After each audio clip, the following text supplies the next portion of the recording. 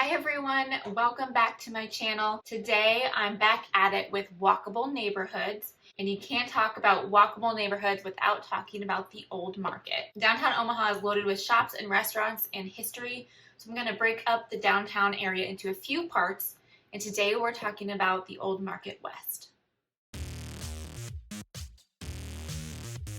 My name is Ashley McKeever, and I'm a realtor with the Prairie and Pine Real Estate Group at Keller Williams, Greater Omaha. The Old Market West is one of my favorite areas of downtown, with a speakeasy, boutique hotels, urban condos, and restaurants named after famous madams. It just has a lot to offer in a small walkable area. There is so much history connected with the downtown Omaha area, it's hard to know where to begin. But I'm going to start with the condo buildings. I've been to a few of them in the area, both the 1600 Farnham condo building and the Regis. They're right next to each other on 16th Street, and the Regis was once a hotel, but 1600 Farnham has the good backstory. If you ever find yourself at 1600 Farnham, make sure to take the elevator into the basement. It's a little creepy down there, so make sure the flashlight on your phone is ready to go, and maybe don't go alone. But when you get there and the elevator door opens, you'll find old bank vaults, kind of abandoned, left as storage, but bank vaults nonetheless. This building used to be the First National Bank, and it was built in 1917 and was one of the first high-rise buildings in Omaha, standing at 210 feet tall. It's now the 17th tallest building in the city. We don't have very many tall buildings, but that's where it ranks. Now it stands as 1 and 2 bedroom condos, and it's located in a very walkable part of downtown with the Orpheum Theater only 2 blocks away. And I really wish they would do something with these cool old vaults that are down there, like have a speakeasy or use it as an event space. It's kind of just abandoned storage right now. But speaking of speakeasies, one of my favorites is right down the street, right next to Hotel Deco, which is a beautiful boutique hotel if you're looking for somewhere to stay downtown. But you'll find a tiny liquor and cigar shop that's called the Looking Glass. There's no sign outside of the shop saying the name of the speakeasy, which is called the Wicked Rabbit. So you have to know it's there. And as you walk into this tiny shop, you'll look around and still nothing says that you're in the right spot. And there's always a guy there, and he's always kind of chuckling under his breath because you're kind of just in there being like, is this the right spot? What do I do? Because he doesn't say anything. So make sure to say, I'm here for the Wicked Rabbit. If you say, I'm here for the White Rabbit or the Silly Rabbit or anything like that, that isn't the Wicked Rabbit. He'll play pretend like he doesn't know what you're talking about. But when the Wicked Rabbit is mentioned, he opens up the bookcase right in front of you. And as the hidden door opens, you see a dim lit bar that makes you feel excited like a kid at Christmas and a trendy adult all at the same time. Everything about this bar makes you feel like you know this delicious little secret that you might be doing something that you're not supposed to be doing. From the deep purple backlit curtains to the black leather booths and the green polished concrete floors and the rich mahogany wood of the bar, this place feels mysterious. As you sit down, they hand you this book / menu, and you try to read all the ingredients by candlelight. I'm pretty sure I took my mom there and she whipped out her flashlight on her phone and just like lit up the whole place. I was like, come on, Mom. The drinks are a little expensive, but you definitely get your money's worth. They're very strong, but very fun and delicious. You only need 1, maybe 2. It's a great place to start your evening.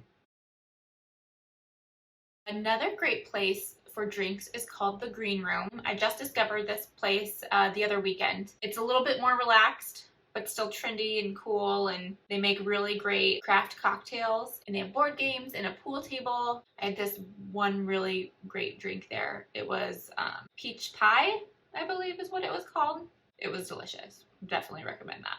There are many places to grab food in the area too. Mercury is one of my favorite spots.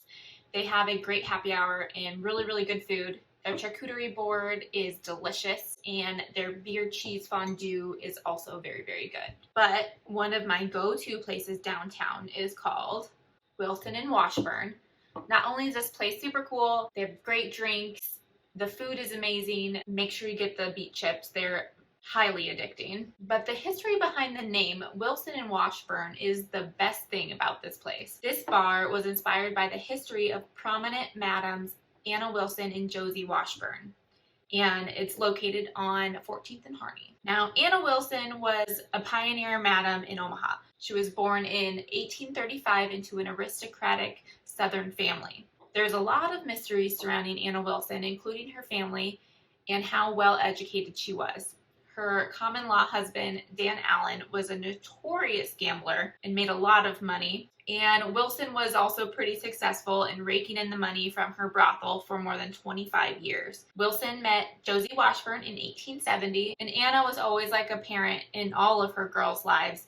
Even when they got married, she paid for all of the wedding expenses. And Josie Washburn began working at Anna's brothel in 1971. Josie was 17 years old. Historians think that Josie was abandoned at an early age, and this forced her to make her own way. Anna's brothel was home to Josie. Josie stayed with Anna for more than 8 years. Josie later became a madam of her own brothel in Lincoln. And this was after she was married and her husband left her, and it's a whole big long story. Josie actually wrote a book of all her experiences. She was a really great writer.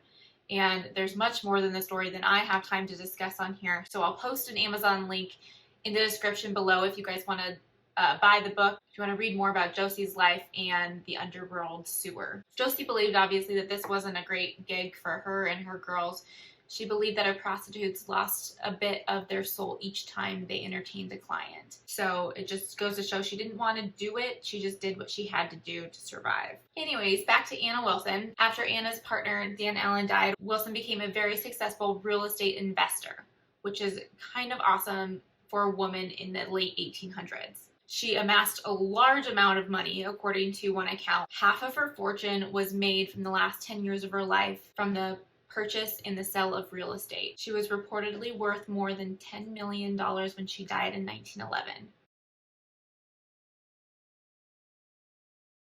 Anna claimed she didn't have one relative in the world, so when she died, she left more than $1 million to local charities. She built a 25-room brothel on 9th and Douglas Street in 1886, and that was donated to the city of Omaha to be used as a hospital. She also donated her home on 2018 Wirt Street to the Old People's Home Association.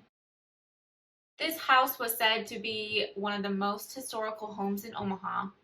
It was many things after Anna died, including a funeral home, Creighton University's Kappa Psi frat house. The Omaha Bible Institute was located there, and it was used as rentals on and off throughout the years. Eventually condemned by the city in 1970, and sadly demolished in 1980. In the bar, Wilson and Washburn, there's photographs of prostitutes all over the walls. It's definitely an interesting story and a great bar to check out because of it.